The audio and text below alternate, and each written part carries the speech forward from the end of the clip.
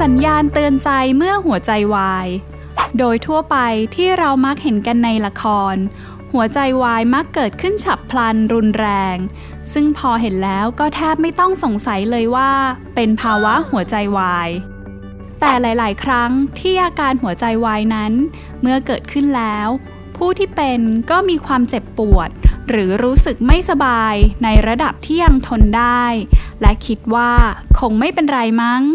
จึงทำให้บางครั้งไม่ได้รับการรักษาอย่างทันท่วงทีหัวใจวายเกิดจากไม่มีเลือดไปเลี้ยงที่หัวใจเพราะหลอดเลือดหัวใจอุดตันอย่างเฉียบพลันเลือดจึงไม่สามารถไปเลี้ยงกล้ามเนื้อหัวใจได้จนกล้ามเนื้อหัวใจบางส่วนตายดังนั้นหากมีอาการดังที่จะบอกต่อไปนี้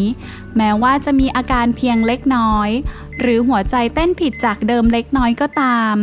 ถ้าไม่แน่ใจว่าเป็นหรือไม่ให้สงสัยไว้ก่อนว่าเป็นแล้วรีบขอความช่วยเหลือและหาหมอทันที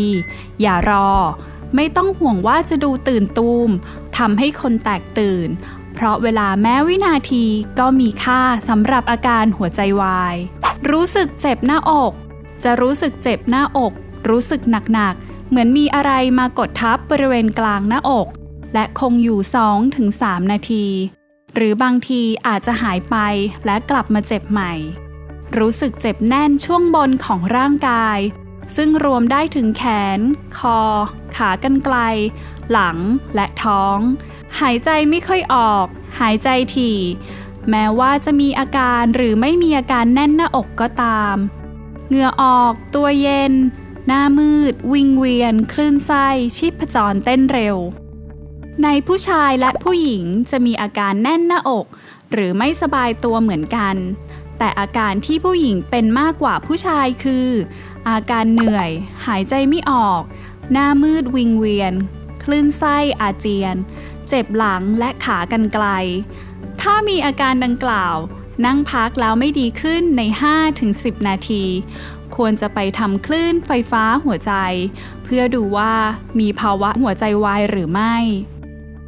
ระหว่างรอการช่วยเหลือหากยังรู้สึกตัวดีให้เคี้ยวแอสไพริน325 มิลลิกรัมกลืนน้ำด้วยหากมีอาการจะต้องได้รับการช่วยเหลือ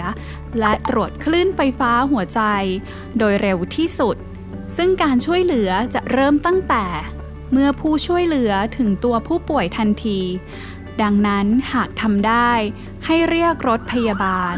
เพราะได้รับการรักษาระหว่างการเดินทางด้วยการรักษาด้วยการให้ออกซิเจนแอสไพรินและไนโตรกลีเซอรีนชนิดอมใต้ลิ้นจากนั้นจะต้องพิจารณาถึงการรักษาด้วยยาสลายริ่มเลือดหรือการขยายหลอดเลือดหัวใจที่ตีบให้กว้างขึ้นเร็วที่สุดเท่าที่จะทำได้หรือไม่เกิน 6 ชั่วโมงหลังเริ่มมีอาการวิธีการรักษาด้วยการขยายหลอดเลือดหัวใจคือการขยายหลอดเลือดหัวใจที่ตีบให้กว้างขึ้นซึ่งทำได้2แบบคือการขยายหลอดเลือดหัวใจด้วยบอลลูนที่เคยได้ยินว่าทำบอลลูนและการผ่าตัดต่อหลอดเลือดเลี้ยงหัวใจที่เคยได้ยินกันว่าทำบายพาสการขยายหลอดเลือดหัวใจด้วยบอลลูนหรือทำบอลลูนนั้นหมอจะขยายหลอดเลือดโดยใส่สายสวนเข้าไปที่บริเวณขาหนีบหรือแขนเพื่อให้เข้าไปยังหลอดเลือดหัวใจแล้วบอลลูนจะเข้าไปขยายจุดตีบนั้นทำให้ลิ่มเลือดแตกออกจากนั้นจึงใช้การดูดลิ่มเลือดนั้นออกไป